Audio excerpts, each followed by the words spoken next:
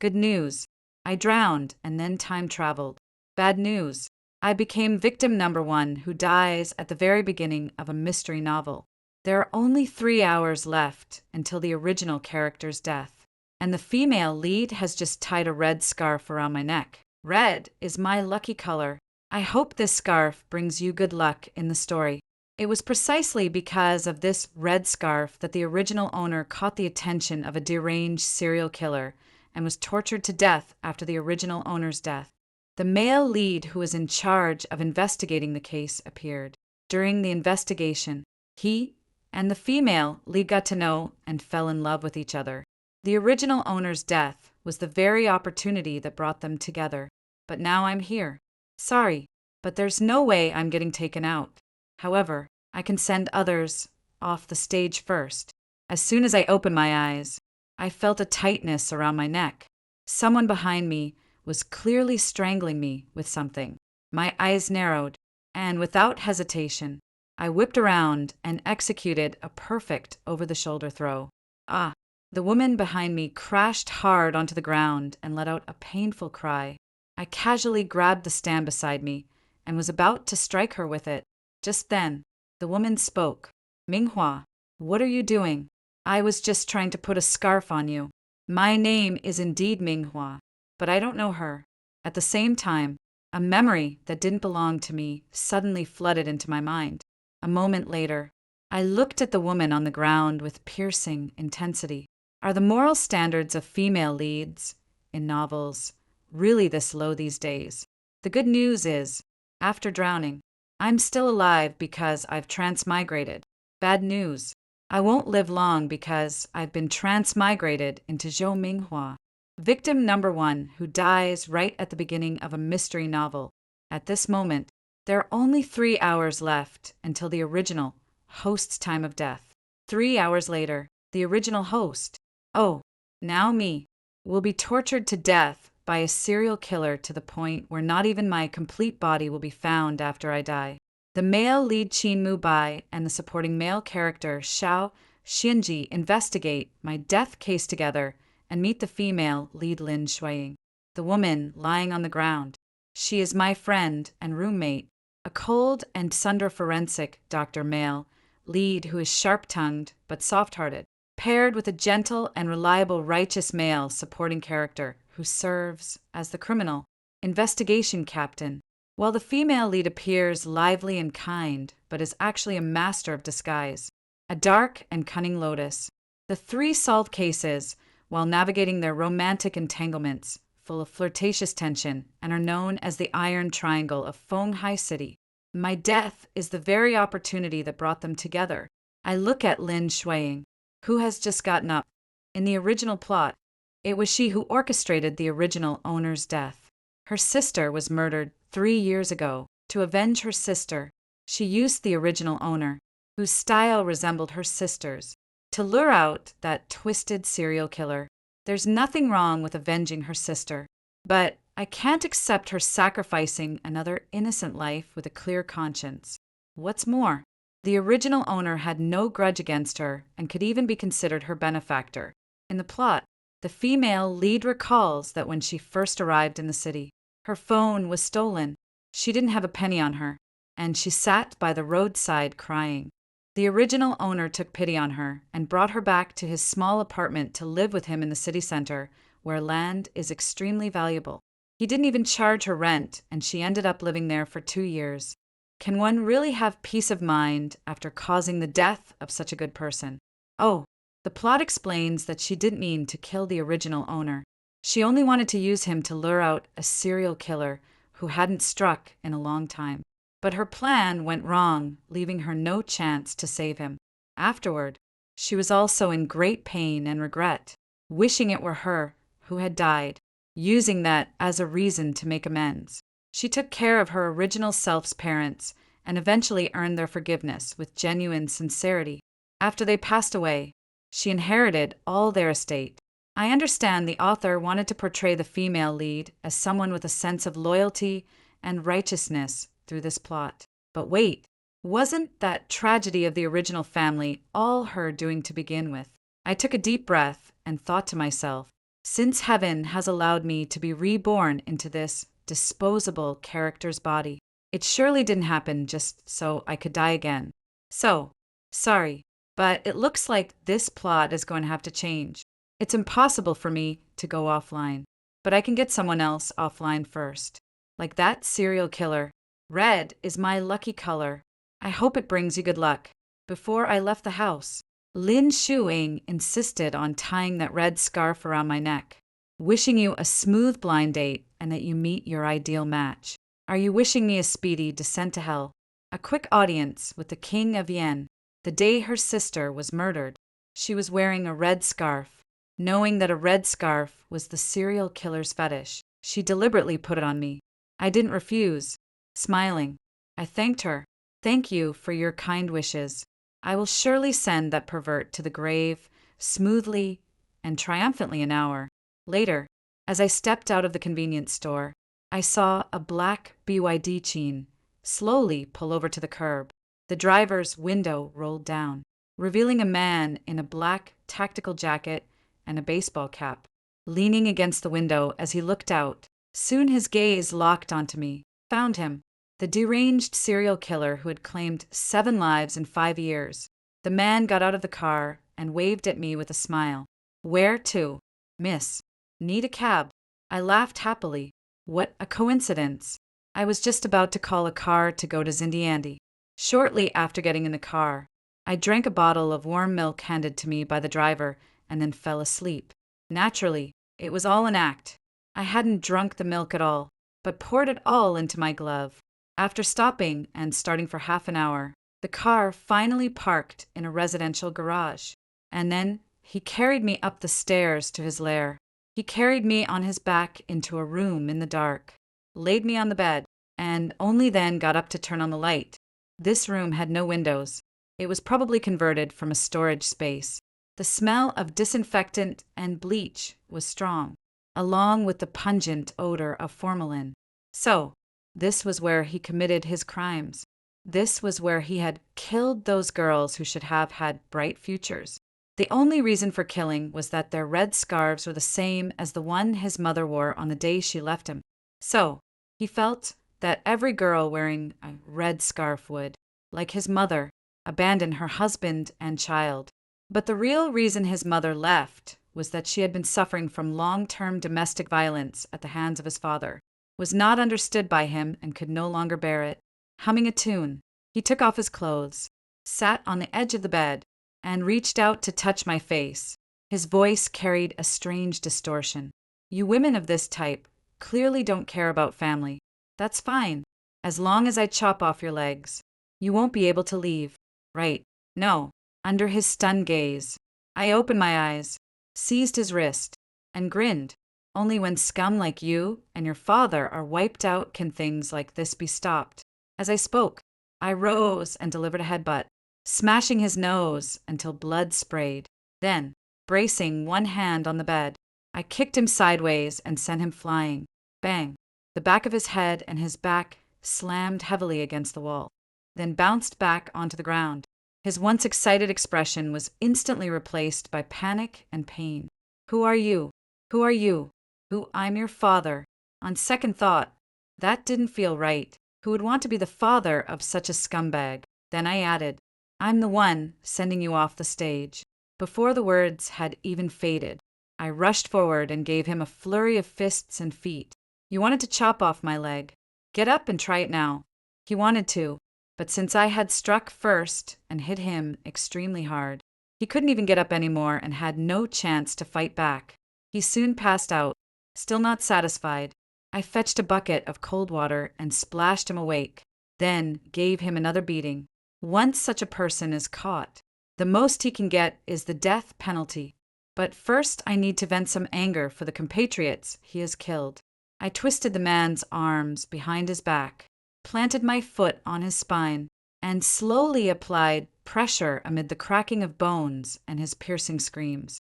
Luckily, he had soundproofed this room, so even late at night, the noise wouldn't disturb the neighbors' sleep.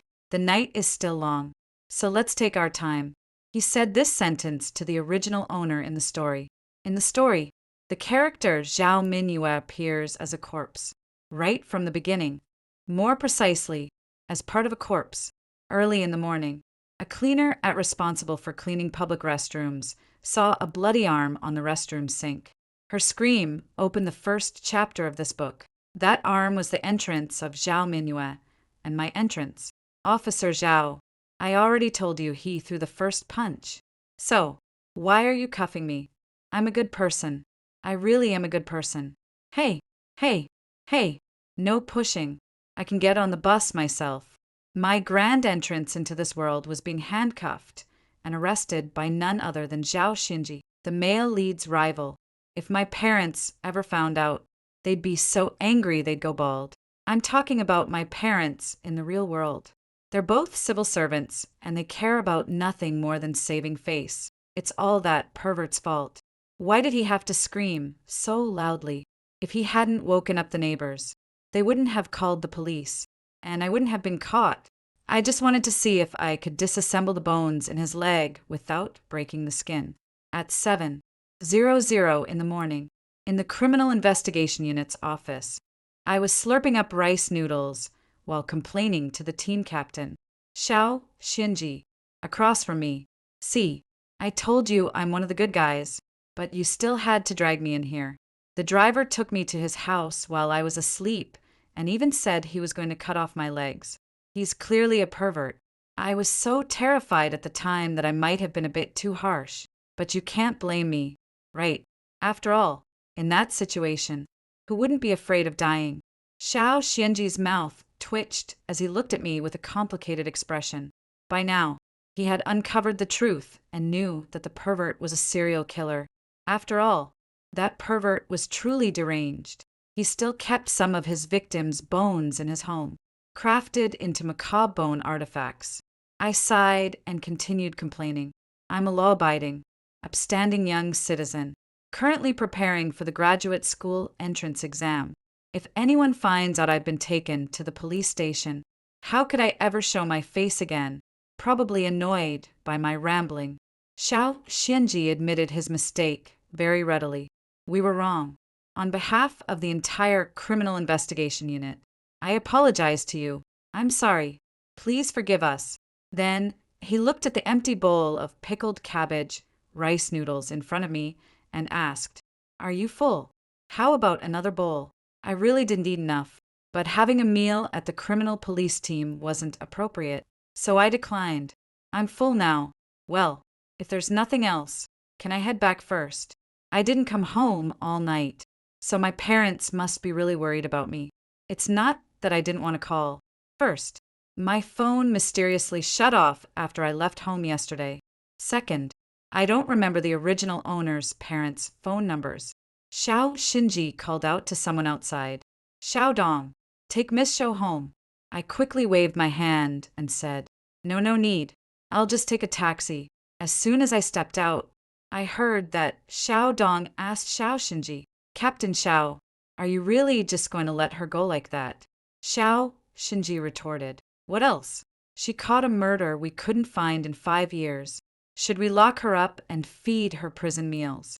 A Xiao Dong said awkwardly, I just think it's a bit strange. She looks so gentle and delicate. So how could she be so ruthless? Dr. Qin said that guy's injuries. I couldn't hear what was said after that, but I imagine it was praise for my professional fighting skills. Painful, yet not lethal. Right. No helping it. I'm just that strong. When Lin Shu-ing saw me return, a flicker of surprise crossed her face, but she quickly returned to normal. She ran over and took my hand, her eyes full of concern. Mingyu, you didn't come back all night, and you didn't answer my calls. I was so worried. If you don't come back soon, I was about to call the police. In the story, she does go to the police, and there at the station, she runs into forensic Dr. Qin Mubai, who is just leaving after a meeting. She accidentally knocks a photo out of Qin Mubai's folder. In the photo is exactly the original owner's arm. Lin Shuing gasps. My friend has a birthmark just like that on her wrist. As the deceased's friend and roommate, she naturally became involved in the case. Now that I'm alive, she didn't go to the detachment, which delayed her encounter with the male lead. I observed her discreetly. In the original plot, she thought to herself that she had followed the original owner out, planning to save her before the killer struck, but was misled by a psychopathic murderer and took the wrong path along the way. She searched outside for a long time, but in the end, she was still too late. She had no choice but to call the police and place her hopes in them. She even went out of her way to describe how she had refused to give up, freezing stiff outside. But looking at her now, did she seem like someone who had been out all night? I pulled my hand back. What could be wrong with me? Not only is everything fine, but I also helped the police catch a murderer. That serial killer who hadn't been caught in 7 years. You won. Right. He actually tried to make a move on me. Luckily, I was smart enough to send him straight to the Criminal Investigation Unit. Her expression stiffened slightly, and instead of looking pleased, a flicker of reluctance appeared in her eyes. Wasn't it said that she would be full of regret after the original owner's death? Why does it seem like she can't wait for the original owner to die? In the original plot, she was moved to tears when the killer was arrested. Wow, really? You're amazing. Maybe it's because I've already started suspecting her, but I can't help feeling that her praise is somewhat insincere. I touched the red scarf around my neck and deliberately said, "This scarf of yours really brings me good luck. Thank you." Shuing, you don't need to be so polite with me. She suddenly changed the subject. Have you met your blind date? Blind date? Damn, I forgot about that. I don't know if it was my imagination, but after I said this, Lin Shu-ing seemed to breathe a sigh of relief. What was she relieved about? Why do I get the feeling she doesn't want me to meet that blind date? If that's the case, then I must go and meet him. I quickly took out my phone to charge it. Most people check their phone battery before going out, and even if the original owner was a cannon fodder character, they probably wouldn't make such a basic mistake. If her phone powered off as soon as she left the house, was it really just for the plot's sake? As soon as she turned on the phone and opened WeChat, a message from Q popped up. The most recent message was just sent. Your parents are very worried about you. We're all looking for you. But before, has it arrived? Not yet. Half an hour late. Are you stuck in traffic? I'll wait another half an hour for you. If you don't come, I'm leaving. The restaurants are all closed. When will you arrive? Your phone is still off. Are you trying to dodge the blind date? I'm telling your parents. You didn't scold me. I breathed a sigh of relief, and just as I was about to reply, my mom called. Where have you been? You didn't reply to messages or answer calls. Do you know your father and I were so worried we couldn't sleep all night? If you hadn't answered the phone, we were about to report you missing. If you didn't want to go on a blind date, you could have just said so. Would we have forced you? Why would you agree and then stand them up? Zhao Minghua, explain yourself. Her voice was hoarse and choked with tears, clearly more worried than angry. I couldn't even imagine how agonizing and desperate it must be for them in the story when they learn their daughter has been dismembered. But the narrative glosses over their pain with a brief mention. Their story only resumes when the female lead visits them. The perspective mainly focuses on her guilty conscience and efforts to atone, while their coldness toward her makes them seem unfeeling instead. But their only daughter died, and in such a tragic way. How could they ever come to terms with it? My nose also tingled with emotion. I quickly explained, "Mom, I'm sorry. I really didn't mean to turn off my phone. Something went wrong with it. Let me tell you, last night after hearing my explanation, the old couple was so frightened that they insisted on coming to see me just to feel at ease." After hanging up, Zhao's mom immediately transferred 10,000 yuan to me so I could buy a new phone. After sorting things out with my parents, I continued my mission of apologizing. I used 300 words to clearly explain the reason for being late yesterday. I ended with an apology. "I'm really sorry, but I truly didn't mean it. How about this? Next Saturday at 6:00 p.m. at the usual place. Dinner's on me." They replied instantly, "Deal." Then he sent another message. "So you're the female. Knight errant who eliminated a menace for the people. Admirable, admirable. I replied with a panda emoticon, standing with its hands on its hips. Just something I did in passing. In fact, in the plot, Sho Mingyu had never even met this blind date. She got into the killer's car on her way to see him, and the story never mentioned this blind date again afterward. Actually, this doesn't make much sense, as the last person the victim met before dying. How could the police not investigate him? The author's logic is flawed. Soon, the promised Saturday arrived. That morning, Lin Shuawei's friend Kazi came over. She invited me to go shopping for clothes with them at the commercial street near the graffiti building. Thinking that place was very close to Zintiandi, I agreed. Before leaving, I stuffed the old phone that had mysteriously stopped holding a charge into my bag. Lin Shuawei paused for a moment after noticing my action and asked curiously, "Mingyu, didn't you buy a new phone? Why are you bringing this old one?" I mumbled in response, "I'm going to get it repaired and see if it still works. It's only been half a year since I started using this phone, so it'd be a shame to let it break just like that." She didn't say anything more and smiled as she changed the subject, but I didn't miss the flicker of unnatural irritation that crossed her face. I deliberately put on the old phone in front of her. I had suspected that the sudden power off was odd, so I had someone check it. Sure enough, the battery had been deliberately damaged. How ridiculous. The original owner's phone shutting down wasn't a coincidental plot twist, but the result of human interference. Who else lives with the original owner and has access to their phone? Who else could it be but Lin Shuing? The script didn't say anything about this. Outside the script, she destroyed the original owner's only communication device, cutting off all chances of survival during the originally doomed journey. It was almost as if she couldn't wait for her to die. This female lead seems different from how she was written in the script. That's also the reason I agreed to go out with her. If my guess is correct, chances are she'll do something more. Soon enough, I found out. We hung out until the afternoon. Just as I was about to say goodbye and go meet my blind date, Lin Shuing suggested going to the graffiti building to take some photos. Lin Shuing and Kezi stood by the wall, directing me to take photos of them the moment. I stood in the spot she had indicated. A sudden whoosh of something cutting through the air came from above. My instinct for danger made me step back quickly, and I didn't forget to pull Lin Shuing along while also shoving Kezi aside. Watch out. The next second, a flower pot crashed down right where I had been standing, the spot now occupied by Lin Shuing. She let out a scream and collapsed to the ground.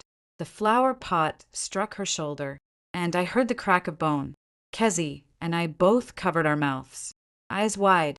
"Oh my God, Shuing, Shuing, are you okay?" "She's not okay at all. She's in so much pain, she's about to pass out." I patted Kezi on the shoulder and said, "You stay here and take care of Shuing. I'm going to catch that bastard who's been throwing things around." Kezi nodded firmly. "Okay, I'll definitely take good care of Shuing. You be careful, too. I'll call the police to help you." Graffiti wall. A flower pot falling from a height.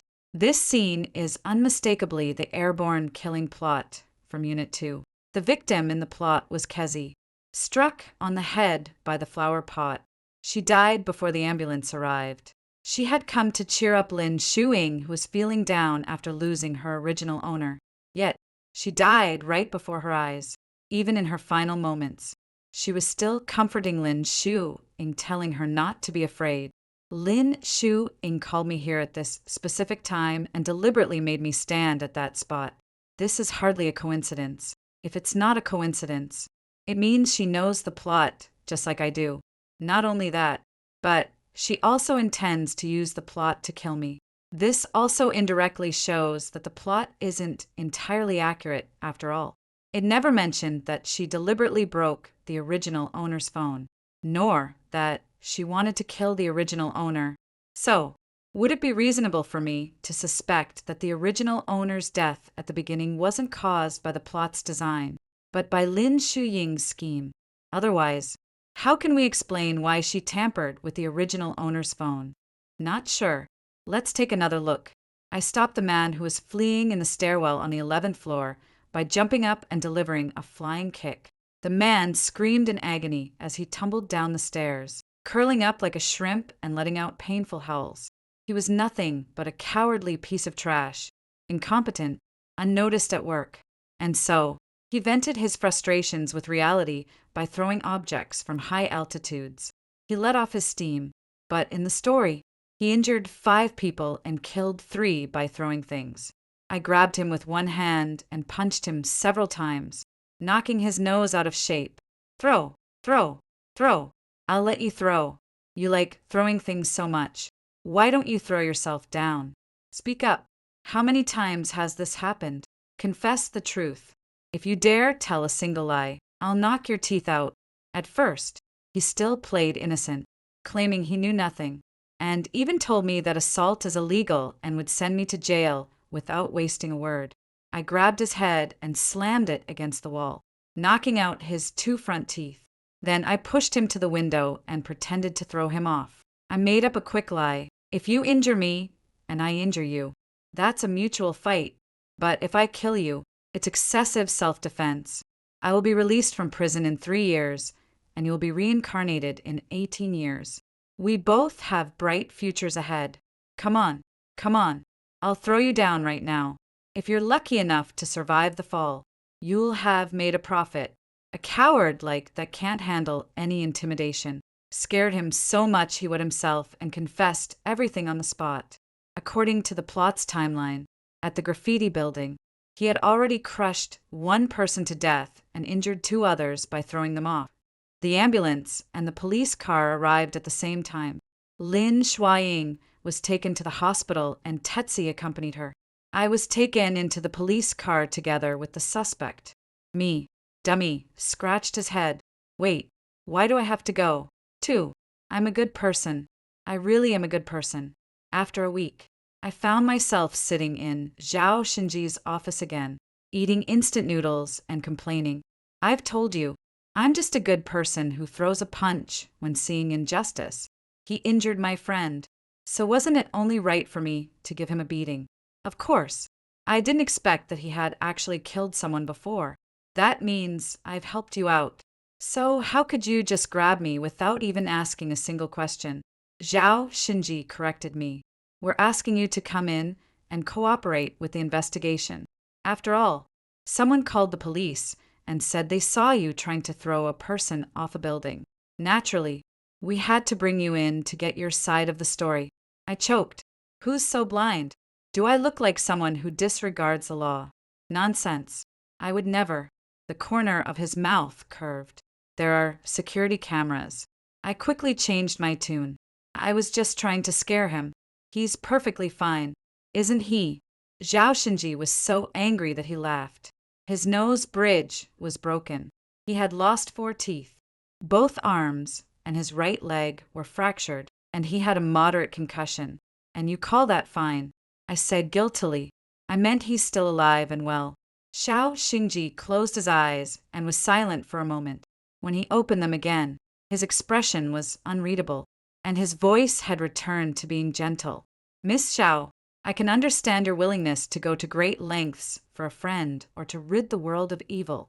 But if the person you beat up like that today wasn't a murderer, your actions would constitute intentional assault. Do you understand? I thought to myself, the only reason I struck so hard was because I knew he was a criminal, but I couldn't say that. So I just nodded cooperatively and said, got it. From now on, I'll make sure to ask clearly before I act. Zhao Xinji. Oh, no, that's not what I meant. I'll try my best not to resort to force from now on. I'll convince people with reason and virtue, starting with myself. Zhao Xinji could tell at a glance that I had no intention of actually changing. He took a deep breath and began lecturing me with a resigned tone. An hour later, I stumbled out of the detachment, stars spinning before my eyes. Even as I got into the car, his patient, persuasive teachings seemed to still be echoing in my ears. My head was buzzing. and I felt like I'd forgotten something. But the plot never mentioned the male supporting character being Tang Sanzang. I was already lying down at home when I suddenly jolted up, remembering that I had forgotten about my blind date again. I took out my phone and opened WeChat. And sure enough, there was a message from him. All right, you're late again. The restaurant is about to close. Are you still coming or not? Off to eliminate another scourge for the people. So, you really went to eliminate a scourge for the people. I forgive you. When's the next time we can meet? Huh, how does he know? This didn't make the news, and he didn't see it with his own eyes. Did someone tell him? Is he part of the detachment or a friend of someone on the detachment staff? Come to think of it, I never actually asked for his name. Wait, isn't he supposed to introduce himself with his name when adding me on WeChat for a blind date? When I tried to check the chat history, I remembered that I'd switched to a new phone and all the WeChat records were gone. The old phone still has them, but I can't be bothered to go to the living room, get it, charge it, and turn it back on. Such a small matter is no challenge for me. I started apologizing and explaining the reason again, and naturally steered the conversation toward the topic of names. By the way, what was your name again? I forgot to make a note of it when you told me last time. Add a sticker of a grinning panda this time. He took nearly half an hour to reply. I was just taking a shower. Chin Mubai. My name. Make a note of it this time. Don't forget. Chin Mubai. Isn't that the male lead? A cannon fodder's blind date turns out to be the male lead that hasn't been shown in the plot yet. Does that even make sense? Wait, the original owner died on the way to see Chin Mubai, and today I almost had an accident while going to see him. Neither of these incidents was accidental. Both were meticulously orchestrated by Lin Shuine. She clearly doesn't want me to see Chin Mubai. But why? She is the female lead, and it seems she knows the plot. She must be aware that the male lead is destined to end up with her. So, why would she scheme to kill off the original owner? A mere cannon fodder character. Does she have a hidden crazy and possessive streak? She won't allow her male lead to have any contact with other women, not even a blind date. Is that why she used the plot to kill off the original character? If that's really the case, wouldn't I be safe as long as I don't see Chin Mubai? I soon realized that wasn't true. It's true that he want me to see Chin Mubai, but whether I see him or not doesn't stop her from wanting to kill me. Lin Shu Ying suffered a comminuted fracture of her right shoulder and was hospitalized for nearly a month. During that time, I went to visit her and specifically told her that I didn't plan to go on the blind date. Upon hearing this, her mood visibly lightened. She even comforted me thoughtfully. The fact that you failed to meet twice means that fate is preventing you from seeing each other, which also shows you're not meant to be. Minyu, you will meet a more suitable man. A few days later, she gave me a theater ticket telling me to go and relax a bit. I looked at the theater name on the ticket and the seat she had chosen for me, and a cold sneer rose in my heart. This phone theater is the crime scene where the third act's additional scene took place. Using misdirection and shadow play, the antisocial killer exploited ghost legends to cause panic in the theater, triggering a stampede that killed 8 people and injured 23 others. Among the dead were 3 children under the age of 8, as well as a pregnant woman. I'd purposely said I didn't want to see the play and asked her to refund the tickets, but she insisted, first persuading, then coaxing. Finally, she said she wanted to see it herself and asked me to go in her place and tell her about it when I got back. She was so eager to send me to my death that I could hardly refuse her kindness. So I had no choice but to agree. Thus, the added theatrical twist also changed. The mist and eerie music rose together, and soon after, a ghostly holding a machete gradually emerged from the fog. Without letting the terrifying atmosphere spread, I stood up, picked up a megaphone, and shouted, "Bravo!" The audience, who had been ready to flee, immediately calmed down upon hearing this and began applauding and cheering along. The subsequent plot turned into the would-be murderer performing a sleight of hand and shadow play for everyone at the cinema. winning thunderous applause from the audience. As the audience left, they were still praising the theater for its thoughtfulness, saying the final performance was truly spectacular. People trampled to death. That never happened. The murderer showered with praise. Or rather, an artist abandoned by society had his originally sinister expression clear up considerably. The theater was also very supportive, proactively inviting him to become a long-term resident performer that very day with a generous compensation. Soon after, other theaters began vying for his performances as well. A would-be murderer who had decided to take revenge on society with a theatrical performance before dying became the most popular performer in Fenghai City's theaters before even committing the crime. When I vividly recounted that performance to Lin Xuyin, her face turned green with dismay. I thoughtfully gave her a ticket. Getting a ticket for that teacher's performance is really hard these days. I managed to grab one after a lot of effort, and I'm giving it to you. You can go see it right on the day you're discharged from the hospital.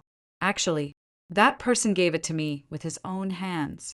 He said, "Thank you for being the first to stand up and applaud me back when no one else cared. You changed my fate." Lin Xuyin forced a stiff smile. "Thank you." I grinned and said, "Don't mention it." I never understood why she hated the original owner so much. I even wondered if the original owner had done something to her before. But neither the plot nor the original owner's memories contained any such incident. After some thought, I decided that professional matters are best left to professionals. I opened Qin Mubai's WeChat. "Can you do me a favor?" He replied instantly this time. "Sure, go ahead." Yes, Qin Mubai and I have been in touch, and we've already met more than once. As for why I lied to Lin Xuyin, she can try to kill me. So, what's wrong with me tricking her? What I wanted to check was Lin Xuyin's detailed information. Although it appears in the plot, I no longer trust the plot. As expected of the male lead, he found out quickly. He asked to meet me, handed me a document in person, and warned me with a serious expression. "There's something wrong with your roommate." I opened the documents and realized just how serious the problem was. First of all, there are 123 people named Lin Xuyin in this world, but not a single one of them is her. Her household registration, identity, school enrollment, every piece of information about her in this world is fake without exception.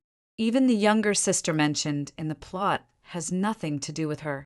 Instead, she turns out to be a student the original host had been sponsoring all along. So, from the very beginning, the plot where she caused the original owner's death to avenge her sister never held up. She simply wanted to harm the original owner. Also, Qin Mu Bai gave me another separate sheet of paper. Take a look at this. I took it and saw that it contained Lin Xuying's personal background with him in the story, with detailed records from elementary school through university, including various honors and awards she had received. These are exactly the same as what was written in the plot. I know all of this is fake now. What about it? I asked in confusion. Qin Mu Bai looked at me for a moment, then continued, "Haven't you noticed that this information looks very familiar?" I looked down again, and then my eyes widened. "How is this the same as the original as my document?" He smiled. "Exactly. It's as if someone copied and pasted your document, changed the name to hers. Xiao Mingyu. Why do you think that is? That's too strange. What's even stranger is, know how has she been using only my bank card for all her expenses over the past 2 years? Are you kidding me? My parents' money didn't come out of thin air. Although I felt from the beginning that this female lead was different from how she was written in the story, I never expected her to be this eerily strange. Her real information is completely blank. All public records are borrowed. Her only relative in this world is fake. She uses the original owner's identity for registration when going out, and even her expenses are charged to the original owner's card. It's as if she's living in place of the original owner. She seems to have no connection to this world, yet she knows its storyline. It's almost as if, just like me, who traveled through time into this world. I'm using the original owner's identity. So, all my personal information is normal. Why is it that even though she's taken the female lead's identity, all of her information is fake? Unless a bold thought suddenly occurred to me. Could it be that Lin Shuing is not the female lead at all? If she isn't the female lead, then her actions wouldn't be so hard to figure out. The more I think about it, the more terrifying it becomes. Even after witnessing something so bizarre, Chin Mubai calmly commented, "And you're not calling the police to have her arrested?" I thought about it and shook my head. Let's wait a little longer. If it's really as I suspect, I have a better way to play. I began to stimulate. No test. Lin Shuing. Doesn't she not want me to see Chin Mubai on the day she was discharged from the hospital? I made a point of bringing Chin Mubai to pick her up and shamelessly told her, "This is my boyfriend, the same person I was set up with." Surprise. After all the twists and turns, we still ended up together. The moment Lin Shuing saw Chin Mubai, her expression became extremely complicated. Excitement, joy, and shyness. After seeing me beside him, her expression shifted to anger, resentment, and jealousy. I understood instantly why she hated me. It was because of Chin Mubai. The eyes don't lie. She likes him. She almost lost her composure, her voice trembling. "You too. How could you?" Chin Mubai, fully committed to pretending to be my boyfriend, smiled and extended his hand to Lin Shuing. "Hello. Nice to meet you. But you don't seem very happy." Lin Shuying's expression truly looked terrible. Her face slightly contorted. She hurriedly lowered her head, closed her eyes to compose herself, and then lifted her head a moment later, already mostly recovered. How could that be? I just find it very sudden, because Mingyu had said before that she didn't plan to see you again. So, I thought there was no chance between you two. When did you get together? I was just about to speak when Chin Mubai cut me off. I fell in love with her at first sight. She thought I was decent enough, so we decided to be together. Maybe this is fate's gift, I said speechlessly. She asked about when. And what did you answer? Read the question. Buddy. He answered again. 28 days ago. Lin Shuing glanced at me upon hearing this, her eyes cold and sharp. Mingyu, so you were lying to me back then. Why? To be honest, I'm afraid you might be upset, because you seemed very unwilling to let me see him. She explained somewhat flusteredly. How could that be? I interrupted nonchalantly. So, I must have misunderstood you. No big deal. Let's go. Mubai and I will treat you to a meal to celebrate your discharge from the hospital. She gave me a deep look. Okay. Her eyes told me she was up to something. Sure enough, starting from that day, my life was thrown into utter chaos. Every time I went out, I inevitably found myself drawn into the crime scenes of the plot. In just 3 months, I had encountered 80% of the storyline. In this world, when I took a ride-hailing car, I encountered a wanted criminal. He tried to take me hostage with a knife, but I disarmed him, stabbed him in the kidney, and then knocked him out with one punch. The car was booked by Lin Shuing. While eating hot pot, I encountered an extremely aggressive man. My phone just rang with an incoming call, and he started yelling, trying to shove my head into the hot pot. After I knocked him down with a kick, he got up again, still screaming.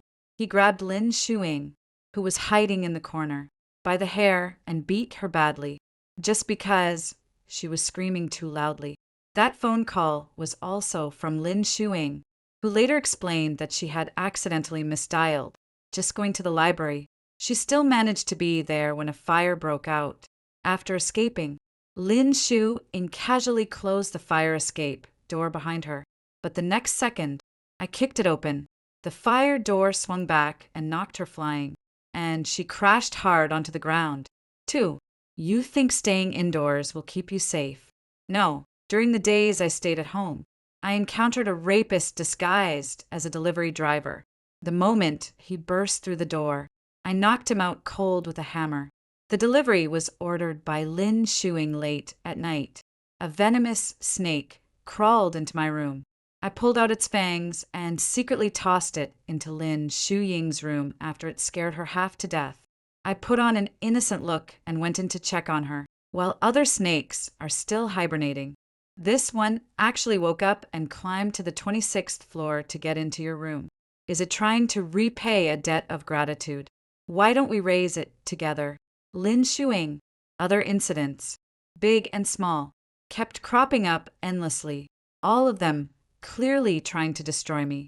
Yet, after 3 months, I came out completely unscathed, helped the Public Security Bureau catch several criminals, and now the people in the task force look at me as if I were a living bodhisattva.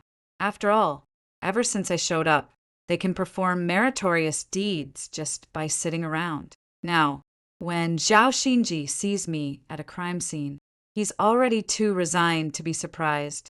He suggested more than once that I stop aiming for graduate school and just take the criminal investigation exam instead.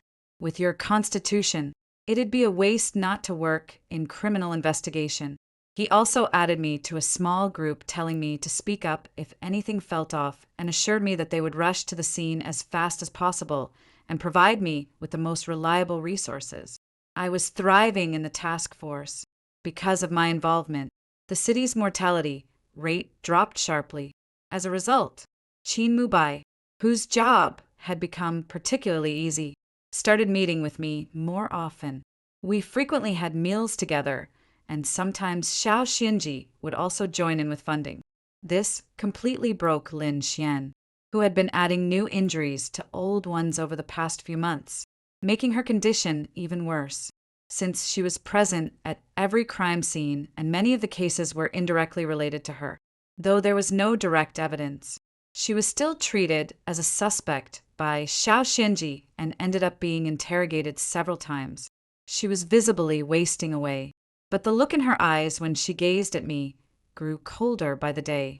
One night, when I passed by her door on my way to the bathroom, I even heard her grinding her teeth and muttering hysterically in her sleep. Kill you. I'm going to kill you. Only by killing you can I become the female lead. I am the female lead. Qin Mubai belongs to me, and the person Xiao Xianji likes the most is also me. I am one of the Iron Triangle. As she spoke, she suddenly broke down and cried. This is my reconstructed world. I am the female lead. IMO. That's pretty fragile. Also, she really isn't the female lead after all. I knew it.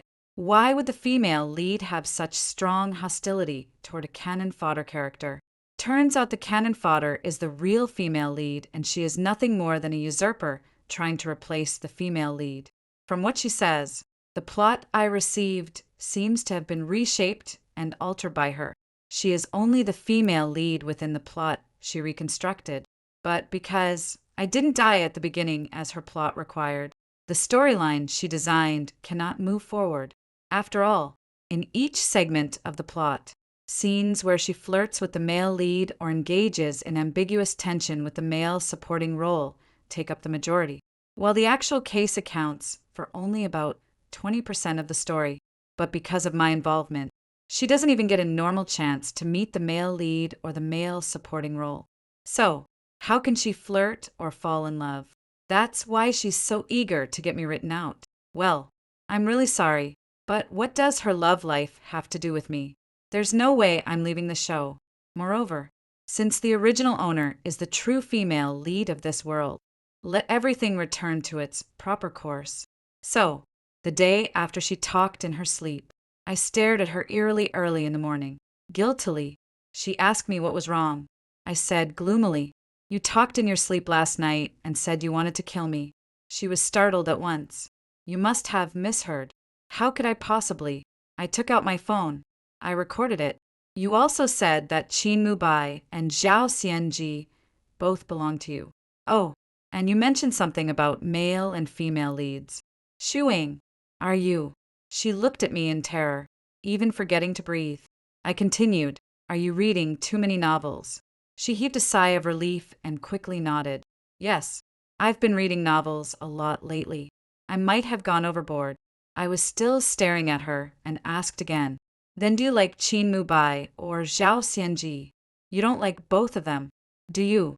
I don't care about Zhao Xianji, but Qin Mu Bai is my boyfriend.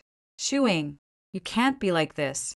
She was almost in tears and explained for a long time before I reluctantly believed her. Finally, she cautiously asked me, then the recording. Oh, just kidding.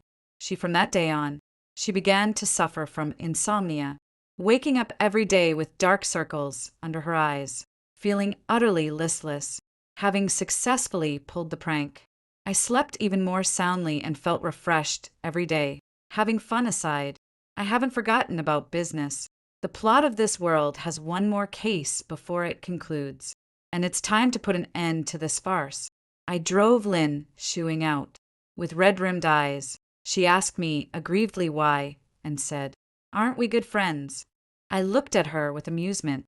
"What are you pretending for? When you were harming me, why didn't you stop to think that we're good friends?" Yes, I decided to confront her directly. I wanted her to know that she is not the only one who knows and controls this world. And I wanted her to give up manipulating the plot while messing with her mind a bit. Within the plot, she is the controller. But what about outside the plot? Her face paled slightly, but she still put up a defiant front. "Mingyu, what are you talking about? I don't understand." I let out a cold laugh, looked her in the eye, and said, still pretending, "Lin Shuing, if you can make it here, is it really so strange that I know the plot? While I'm still willing to play by the rules and talk nicely to you, go back to your own world." I raised my fist. After all, you wouldn't want to taste my fist, would you? If she really left just like that, it would save trouble. If not, then I would have no choice but to forcibly take her out of the game.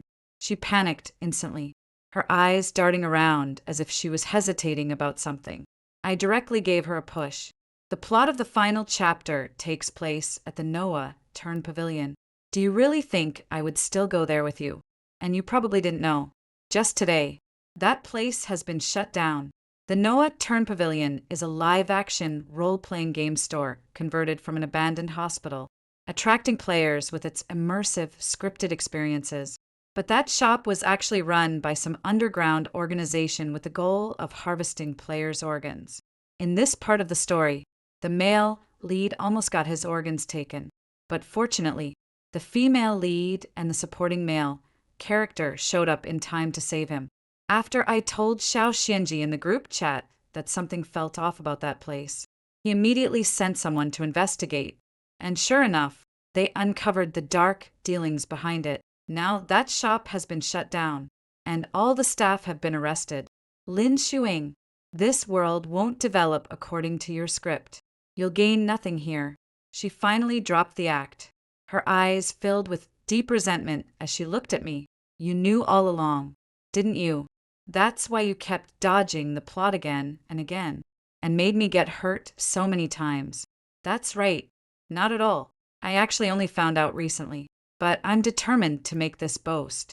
Her face twisted as if she wanted to say something, but in the end, she said nothing. She just shot me a cold glance, picked up her meager belongings, and left. After she left, the main storyline of this world had essentially reached its end. What happened afterward was beyond the script. Just thinking about what I'm going to do next makes me want to laugh. "Hello, I'd like to report a case. Someone secretly transferred 200,000 yuan out of my account." The Mystery Theater really emphasizes the rule of law. For this kind of thief, the law is far more useful than fists. How many years is the sentence for illegally transferring someone else's property again? Lin Shuing continuously stole my identity for over 2 years, repeatedly transferring my funds amounting to 250,000 for her own use. Combined with identity fraud, she was sentenced to 7 years in prison. After the verdict, she caused a scene in prison, demanding to see me. It was obvious that if she saw me, she would insult me, so I didn't go. She spent a year in prison, fell seriously ill, and applied for medical parole. She still wants to see me. Xiao Xianji relayed that her body is rapidly deteriorating, and she might not have much time left. In the end, she just wants to see me one last time. I still didn't go. I can more or less guess what she wants to say. Nothing more than her origins, her state of mind along the way, or perhaps some words on her sense of failure. I'm not interested in any of that. I am also not obligated to fulfill her last wish. So the final news I received about her was that she had died. After she died, just as when she first arrived, a flood of information suddenly poured into my mind. Once I had finished receiving it, I lowered my head and smiled. My phone rang. The caller was Qin Muyang, and I answered it. He was silent for a long time, his breathing clearly audible. I had to speak first. Qin Muyang, why are you being so hesitant? Just say what you need to say. He seemed to smile. Zhao Minghua, you've come back, haven't you? I smiled. Too wrong. I never left. When Qin Muyang saw the birthmark on that half arm, he realized something was wrong. It was Zhao Minghua's arm. Zhao Minghua, the same Zhao Minghua who was unbeatable in the police academy, who was advised by his instructor to temper his temperament for 2 years before applying for criminal investigation because he was too fierce. How could that Zhao Minghua, the one who said he was too delicate to take care of himself and that he would protect him for a lifetime, his beloved Minghua, possibly be dead? Something must have gone wrong, right? But his usually clear mind felt like it was filled with mush, unable to focus or think no matter what. He went to Zhao Xinji to verify, only to be shocked to find that he no longer remembered Zhao Minghua. The three of them had grown up together, attended the same school from elementary through university, and promised to uphold social justice side by side. How could he not remember her? He went to find Zhao Minghua's parents. Again, they did remember Zhao Minghua, but they no longer recognized him. He knew that something must be wrong with this world. It was not until that woman, Lin Xuan, appeared that he understood where the problem lay. She lived in Minghua's house, wore Minghua's clothes, spoke in Minghua's tone, and even used Minghua's identity documents entirely, because no one remembered Minghua. No one knew that her information belonged to Minghua. She even wanted to get involved in their case, insisting on forming a trio with Zhao Xinji to uphold justice in society. She actually attempted to replace Minghua. Utterly ridiculous. She must be the one who caused Minghua's death. Qin Mubai began searching for evidence. During this time, Lin Xuan kept appearing nearby, not only interfering with his investigation, but also occasionally offering her own deductions. Her deductions were very accurate, too accurate, as if she already knew the correct answers in advance. Otherwise, there would be no way to explain how she could accurately state the specific cause of the victim's death without having seen the body or even the autopsy report. What's more, she was always interrupting their work and urging them to leave their tasks behind to go have fun with her. After a few times, Zhao Xinji also realized something was off about her. He went to the forensic lab to find Qin Mubai. We used to work exactly like this before. So why does everything feel so wrong to me now? Qin Mubai panted as he spoke. Because something has gone wrong in this world. What mistake? The wrong person has arrived and she has disrupted the balance of this world, like a computer virus invading. Zhao Xinji immediately guessed that he was referring to Lin Xuan. Qin Mubai said with a bitter smile, "She killed a very important comrade to us, but none of you remember it." Zhao Xinji recalled how a few days ago, when he asked about Zhou Minghua and realized he couldn't remember, he broke down. He, usually so composed, cried so helplessly, and in that moment was Zhou Mingyue, that important comrade who had been forgotten by him. He tried to recall what Zhou Mingyue looked like in the photo, but it was all a blur. Whenever he made an effort to remember, a sharp pain shot through his brain. Qin Mubai handed him a pencil drawing. In it, the girl had her hair tied up in a high ponytail, her eyes curved like crescent moons, and she was grinning brightly. She was clearly a lively and outgoing girl. Qin Mubai sat back down and continued drawing. He had lost a lot of weight recently. As he leaned over the desk to sketch, the outline of his shoulder blades was clearly visible through his white coat. He muttered under his breath, Don't even think about making me forget her. No one can make me forget her. Watching the face gradually take shape under Qin Mu Bai's brush, Zhao Xinji murmured unconsciously, Zhou Mingyue, is it? At that moment, a sharp pain pierced Zhao Xinji's brain, and then a flood of memories came rushing in. He had indeed their important comrade. Qin Mu Bai knew there was an invisible force trying to erase the memory of Zhou Mingyue from his heart, and he had been silently resisting that force. He dared not sleep, afraid that once his mind relaxed, his memories of Mingyue would be erased. But he was still too weak, just as Mingyue had said, too fragile to take care of himself. He only lasted 9 days before he could barely hold on any longer. The pencil in his hand fell to the floor. When he bent down to pick it up, he collapsed instead. He struggled to keep his eyes open, fighting desperately not to pass out. But he could clearly feel that the memories of Mingyue in his mind were rapidly fading away. No, not aloud. Bright moon. Zhou Mingyue. Zhou Mingyue. A taste of blood rose in his throat. Bang. Crash. From the side came the sound of something falling to the floor. He turned his head and saw Lin Suyin, who had just entered the office, with the thermal bucket for the frog soup lying at her feet. Its contents spilled all over the floor. That was his insulated lunchbox. He often brought food from Mingyue, so most of the time it was with her. He wanted to shout at her to stop her from touching his things and tell her to get the hell out of his office. But as soon as he opened his mouth, blood gushed out. Lin Shuaiying looked at him in disbelief. Why? Why do you still remember her? Qin Mu Bai thought to himself that of course he would not forget. Mingyue. They had already agreed to get married once she joined the detachment. He still said what he wanted to say. Get out of here. These few words seemed to drain all his strength. He kept spitting blood and his eyes began to lose focus. Lin Shuaiying suddenly broke down and cried out. The plot has already changed. I am the female lead now. In your heart, there should be only me. Seeing how weak Qin Mu Bai looked, she rushed over and knelt beside him, pulling him into her arms. Qin Mu Bai, stop thinking about her. You can't defy the force of the plot. If you stop resisting, you won't suffer anymore. What's so good about her? She's violent and rude, never gentle with you. All she ever thinks about is solving cases. She doesn't love you at all. Can't you just forget her? I came here because I love you.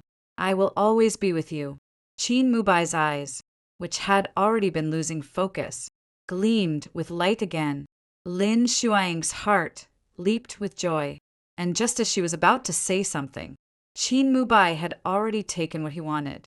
That pencil, lying on the ground with his last ounce of strength. He stabbed the pencil into Lin Shuaiying's neck. Clutching her neck, Lin Shuaiying tried to leave the place, but collapsed at the door, just before losing consciousness.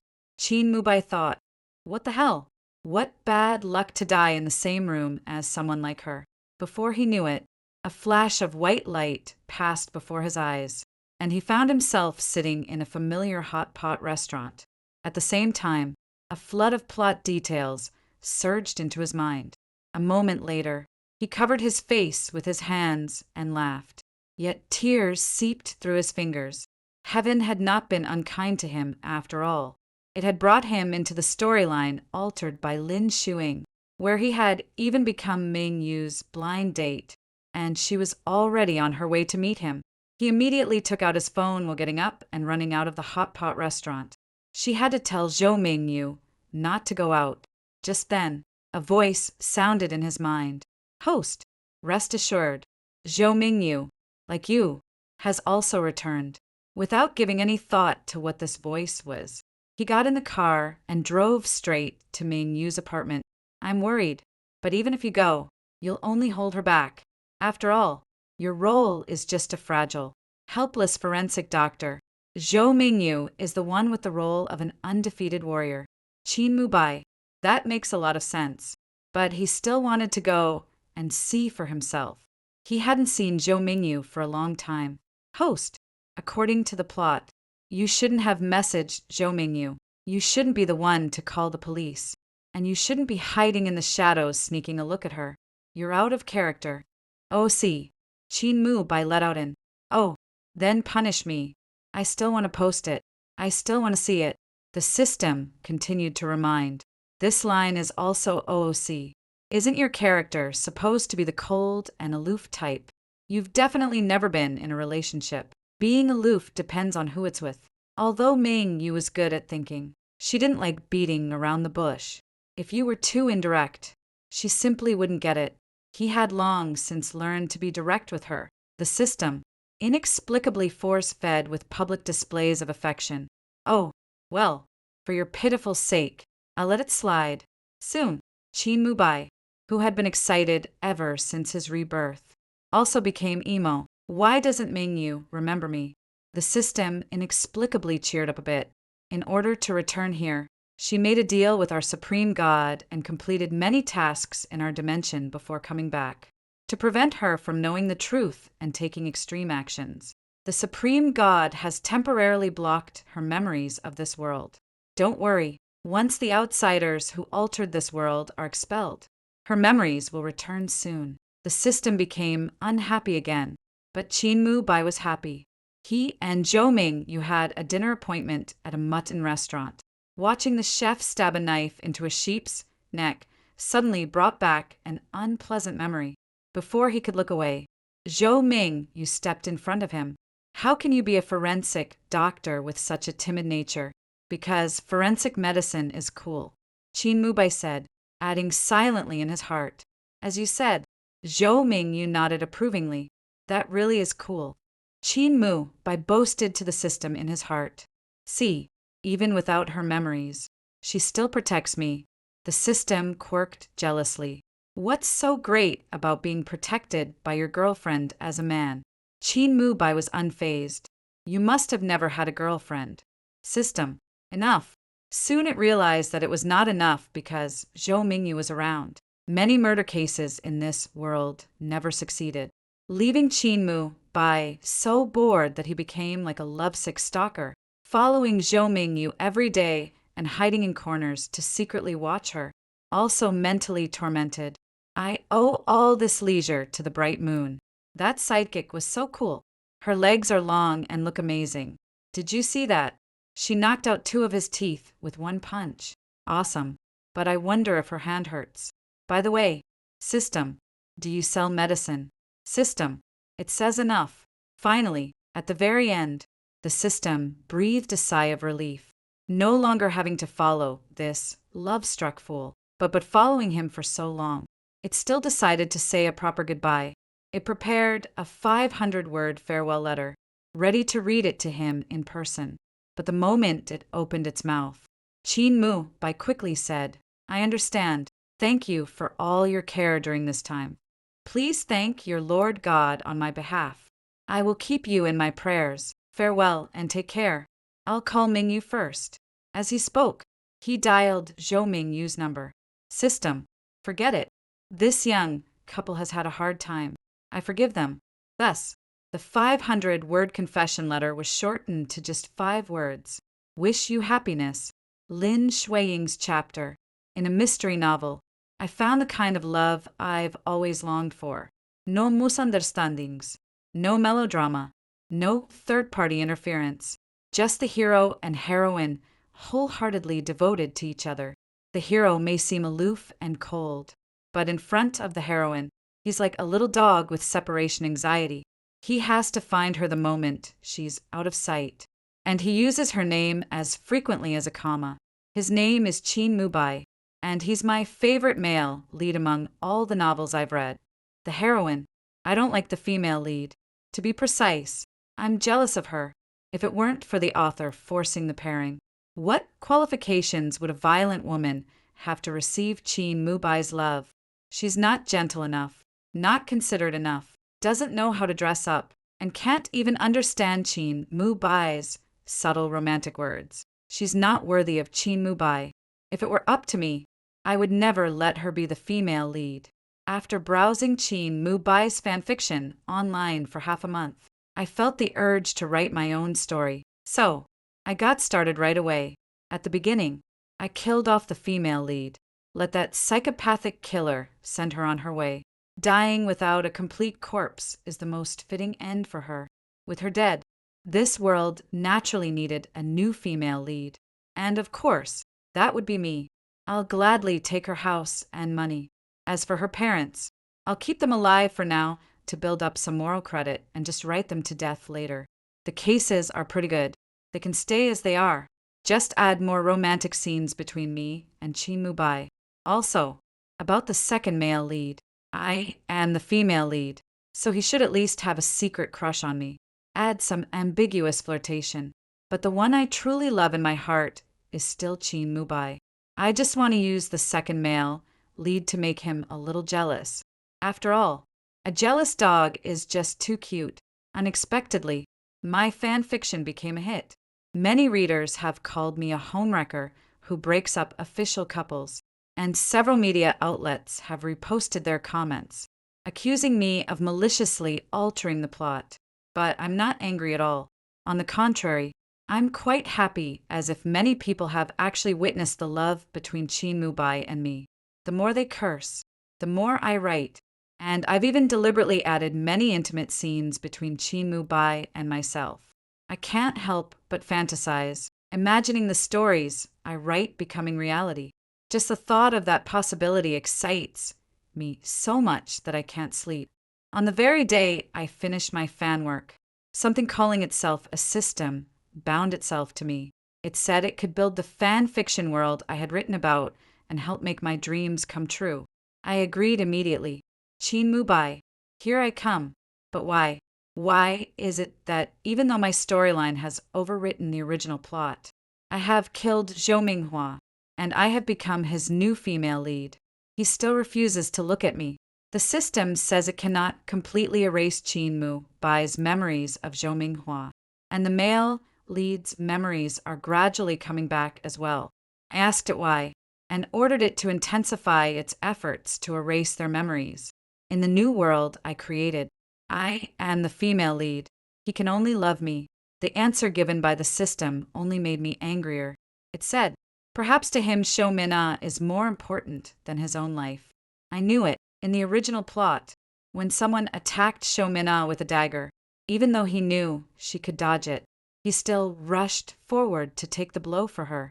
It's precisely because I know that I get angry. He should be the one who likes me. I don't care. Erase his memory right now. I want a Chin Mubai who belongs entirely to me. The system agreed. I calmed myself down, found the insulated food jar at home, personally made 2 dishes and a soup, and brought them to Chin Mubai.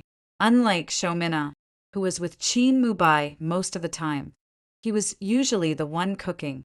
I couldn't bear to let him cook. I would make good food for him instead. The journey to see Chin Mubai went without any obstacles. That's the treatment a female protagonist gets. But as soon as I arrived at his office, I heard him calling Shou Mina's name. The deep longing and love in those cries made me feel utterly ashamed for a moment. Yet seeing him suffer so much while resisting the system made my heart ache. The system said he had been fighting back with his very own life. I held him in my arms, crying and pleading, begging him. If only he would agree to forget Shou Mina, he would get someone who is 1,000 times, 10,000 times better than her, me, until he took my life with a pencil. I still couldn't understand why he just refused to accept me. To my surprise, when I opened my eyes, I was lying in a hospital bed, thinking I had been saved. I quickly called out to the system, but there was no response. Just then, a doctor in a white coat entered the room. She shrieked and told me to stop shouting, but I hadn't been shouting at all. She pointed to her head, and I suddenly realized she could hear my thoughts. Who is she? She let out a scornful laugh. That piece of trash system of yours has already been crushed by me. I know you have other questions. Don't worry. I'll tell you everything now. As she spoke, she leaned down and tapped my forehead with her index finger. In an instant, countless memories flooded into my mind. So, I had lost twice. Before leaving, the woman said to me, "Get out of this world, you despicable thief." What are your thoughts after hearing this story? Feel free to share them in the comment section. We look forward to hearing your voice.